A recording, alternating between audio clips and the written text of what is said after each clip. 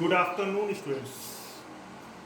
Today we are going to discuss about a fundamental theorem of arithmetic. ये basically chapter 1 का exercise 1.2 का introduction बोल सकते हो. फंडामेंटल थ्योरम ऑफ अर्थमेटिक होता क्या है? सबसे पहले इसके डिफिनेशन को देखेंगे. Every composite number can be expressed, factorized as a product of a primes and their factorization is unique apart from the order in which the prime factor occurs. अब definition से कुछ उतना समझ में नहीं है. अब आपको मैं समझाता हूं. सपोज कीजिए हमने आपको कोई नंबर दे दिया, बोले कि इसका एलसीएम निकाल लो. आप सपोज कीजिए कि मैंने आपको 50 दिया. आप लोग सपोज कीजिए आपके क्लास में क्लास चल रहा है. क्लास में मैंने आपको दे दिया जहां पे 25-30 स्टूडेंट है. हमने दे दिया सबको कि भैया इसका एलसीएम आप निकालो. कोई बच्चा एलसीएम निकालता है. पहले वो 2 से किया, सही है, ये 25 ले आया. फिर इसको 5 से किया तो 5 ले आया. कोई और बच्चा है, बोलता नहीं सर मैं कुछ ऐसा कर लेता हूं, 50 को पहले मैं 5 से कर लेता हूं. 5 से किया, वो 10 आया. फिर बोला सर मैं 2 से करूंगा. चलो भैया ये 5 से आया, 5 से कर लिया, बना दिया. कुछ ऐसा. कोई और बच्चा कोई दूसरे तरीके से. एक छोटा सा सिर्फ एग्जाम्पल. तो बस फंडामेंटल थ्योरम ऑफ अर्थमेटिक ये बोलता है कि चाहे कोई कैसे भी करे, उसका ऑर्डर कुछ भी हो, कुछ भी ऑर्डर हो, उसका आंसर हमेशा सेम ही आएगा. आंसर हमेशा यूनिक आएगा. ये यूनिक सेम आएगा. ऑर्डर मायने नहीं रखता है. तो फंडामेंटल थ्योरम ऑफ अर्थमेटिक क्या बोलता है कि कोई भी कंपोजिट नंबर को अगर हम फैक्टराइज करते हैं तो उसका आंसर यूनिक आएगा, और जो प्रोडक्ट ऑफ प्राइम नंबर्स रहेंगे, तो वो जितने भी नंबर्स हैं सारे जो आते हैं एलसीएम में सारे प्राइम नंबर्स आते हैं अपार्ट फ्रॉम ऑर्डर. यही कहता है fundamental theorem of arithmetic.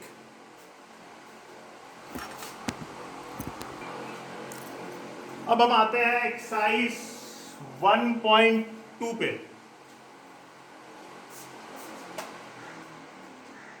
Exercise 1.2 पहला क्वेश्चन जो बोलता है, पहला क्वेश्चन है कि express each number as a product of prime factor. कुछ नहीं करना है, 140 का एलसीएम निकालना है. इसको तो आप निकालने जानते हो, कुछ नहीं कर रहे हैं हम इसमें. 2 से निकाल दिए, 70 कर दिया, फिर 2 से निकाले 35 किए एंड सो ऑन. ये आप कर लोगे, ये छोटे क्लास से आप पढ़ते आ रहे हो. उसके बाद हमको निकालना है LCM and HCF. Second question में LCM lowest common multiple and highest common factor, ये सब निकालना है. मेरे को क्या निकालना है? एलसीएम एंड एचसीएफ, ये निकालना है. एक क्वेश्चन करता हूं. जैसे पहला क्वेश्चन है 2 का फर्स्ट क्वेश्चन 26 एंड 91 का निकालना है. ये क्वेश्चन मैं कर रहा हूं, बाकी आप खुद करोगे. 26 2 से किया 13 आ गया, छोड़ दिया. 91 को करता है, कितना से करेंगे? 7 से 13, 7 3 21, 1 कैरी 2 7. हाँ सही है सर. तो सबसे पहले हम लोग क्या निकालेंगे? इसको ऐसे लिखेंगे, 26 का ये हो जाएगा 2 × 13 और 91 का लिखेंगे तो हो गया 7 × 13.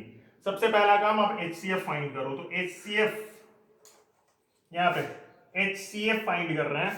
तो एचसीएफ का मतलब क्या हो गया? दोनों में जो कॉमन हो उसे हम एचसीएफ बोलते हैं. That means HCF equal to 13। और एलसीएम कैसे फाइंड करते हैं? जो कॉमन होता है उसको हम एक बार लिखते हैं, एक बार, और जो बचा हुआ उसको लिख लेंगे इंटू 2 इंटू 7। जो भी रिजल्ट आएगा वो आपका एलसीएम हो जाएगा। यहां तक सब कुछ सही। बाकी सब 2 नंबर 3 नंबर सबका आप खुद निकाल लोगे। 3 नंबर का अगर निकालना होगा तो तीनों में जो कॉमन आएगा वो HCF होगा। सपोज कीजिए तीनों नंबर में कोई कॉमन नहीं आया, उस केस में जो कॉमन आएगा वो 1 आएगा, तो HCF क्या हो जाएगा? 1 हो जाएगा। अब एक रिलेशन पढ़ते हैं एलसीएम HCF के बीच में।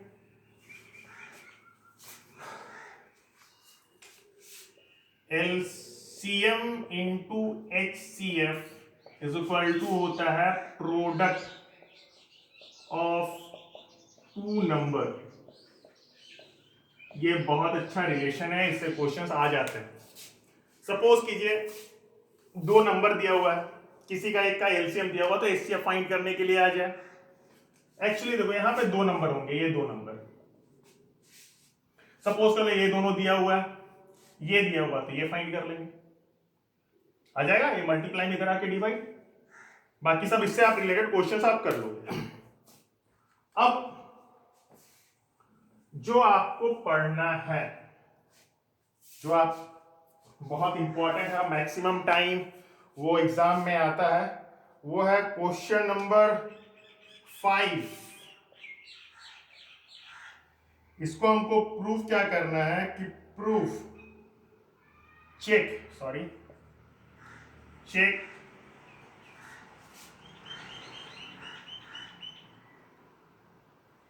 whether 6 power n can end with the digit 0 for any natural number। ये चीज है। अब इसको हम अच्छे से देखेंगे। सबसे पहले आप समझेंगे कि कोई भी नंबर एंड विद 0, मतलब यूनिट प्लेस पे 0 होना चाहिए। कब आ सकता है, कब वो आएगा, उसको समझेंगे अच्छे से। कोई भी नंबर एंड विद 0 तभी पॉसिबल है जब उसका फैक्टर 2 और 5 के फॉर्म पे, यानी एक पेयर 2 और 5 का हो, तभी वो पॉसिबल है कि वो एंड विद 0 होगा, नहीं तो 0 नहीं होगा। ऊपर में आपका कुछ भी नेचुरल नंबर रहे पावर में, n कुछ भी हो, 1 2 3 4 एंड सो ऑन, मैटर नहीं करता, मगर मतलब कि एक पेयर होना चाहिए, तभी वो एंड विद 0 होगा, नहीं तो एंड विद 0 नहीं होगा। आते हैं 6n वाले केस पे। मान लो ये 6n, 6 का पावर n, अगर हम इसको फैक्टराइज करेंगे तो हम इसको क्या लिख सकते हैं? 6 को क्या लिख सकते हैं? 2 इंटू 3 का पावर n। सही है। यहां पे 2 तो है और 3 है, क्या 5 है? 2 और 5 का मैंने क्या बोला? 2 और 5 का पेयर होना चाहिए। यहां पे 5 नहीं है। अगर यहां पे 5 होता तो एंड विथ 0 बन जाता, नहीं तो एंड विथ 0 नहीं होगा। अगर सपोज करो बोले कि 2 लास्ट में 2 0 होना चाहिए, उस केस में क्या होगा कि 2 पेयर बनेगा। साथ में कोई नंबर रहे ना रहे मैटर नहीं करता, 2 पेयर, 1 0 लाने के लिए 1 पेयर, 2 0 लाने के लिए 2 पेयर, ज्यादा लाने के लिए 3 पेयर एंड सो ऑन, ऐसे चलता है।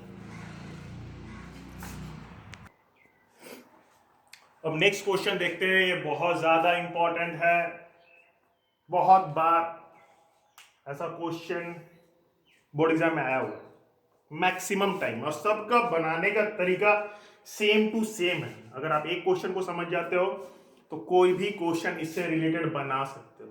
सबसे पहले इसको हम लोग सॉल्व करेंगे। तो सॉल्व कैसे करेंगे? यहां पर हमको प्रूव करना है कि √2 इज इरेशनल। इरेशनल प्रूव करने के लिए हम लोग सपोज करेंगे कि ये एक रेशनल, तो हम लोग क्या करेंगे?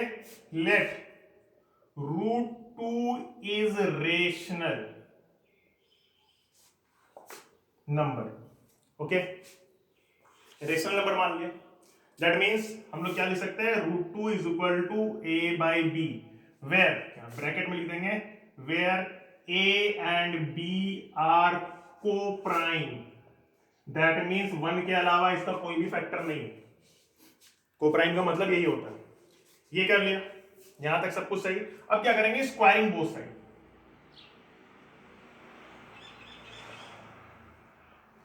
दोनों साइड हम स्क्वायरिंग कर रहे हैं, दैट मीन्स ये क्या हो जाएगा, √2 का square is equal to a by B का होल स्क्वायर।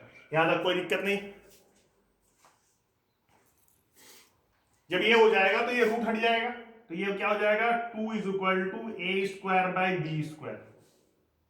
सही है, इधर लिखता हूं, ये डिवाइड पे इधर आएगा तो मल्टीप्लाई, दैट मीन्स आप क्या लिख सकते हैं, 2b square is equal to a square. इसको आप फर्स्ट मान लोगे,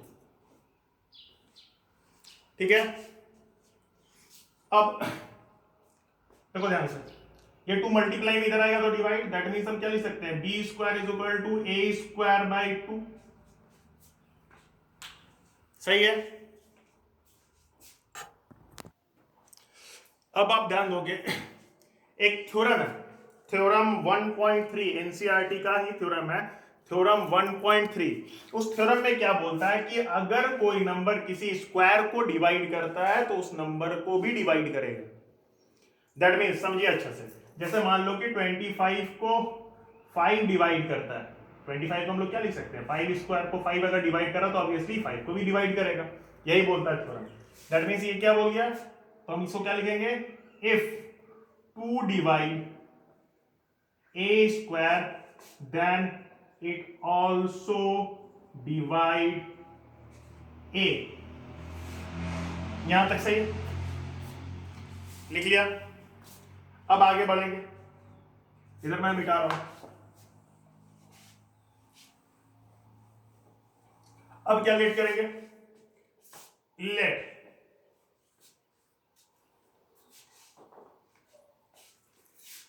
c इज इक्वल टू, मेरे को क्या प्रूफ करना था, √2 2 पे रूट था, तो हम इसको क्या मानेंगे, sorry, b is equal to 2c लेंगे, 2c। अगर यहां पर √3 प्रूफ करना रहता तो कितना लेते हैं, 3c। 5 प्रूफ करना तो 5c। बस यहीं पे ध्यान देंगे। फिर से क्या लिखेंगे, स्क्वायरिंग बोथ साइड। जब स्क्वायरिंग करेंगे तो ये क्या हो जाएगा, b square is equal to 2c whole square.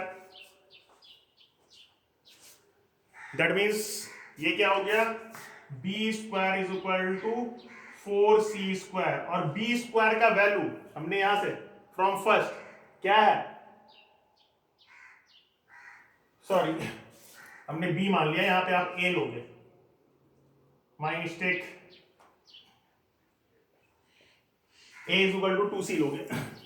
अब हम लोग क्या लेंगे, from first a square is equal to हम लोग क्या पुट करेंगे, 2b स्क्वायर। तो ये क्या हो जाएगा, 2b square is equal to 4c square. यहां ब्रैकेट में लिख दूंगा फ्रॉम फर्स्ट, 2 मल्टीप्लाई में इधर आके divide, that means b square, या फिर ऐसे कर लेते हैं ना, 4 मल्टीप्लाई में इधर आके divide, 2b square by 4 is equal to c square. इसको काटे तो कितना हो गया, 2। दैट मींस हम क्या बोल सकते हैं, c square is equal to b square by 2। Same चीज, if a number divide, if 2 divide b square then it also divide b। Same चीज लिखेंगे इसमें भी, वहां से if 2 divide b square then it also divides b। ये चीज लिख दिया। तो फ्रॉम यहां से और यहां से हम लोग क्या देखें, यहां पे मैं लिख रहा हूं, हमने क्या देखा कि 2 जो है वो कॉमन फैक्टर है a एंड b का। This implies that 2 is a common factor of a and b। But हमने तो कंसीडर जो किया था उसमें क्या था कि a और जो b है वो को प्राइम होना चाहिए, मतलब 1 के अलावा कोई और नहीं हो सकता है। मगर यहां पे तो एक और फैक्टर आ गया, वो क्या आ गया, 2 आ गया। देयरफॉर आवर सपोजिशन, जो हमने सपोज किया था वो रॉन्ग होगा, दैट मीन्स हमने क्या सपोज किया ये वो रेशनल, जब वो रेशनल नहीं है तो क्या होगा, फिर वो इरेशनल होगा। तो लिखेंगे therefore our supposition is wrong, hence root 2 is irrational. यही है।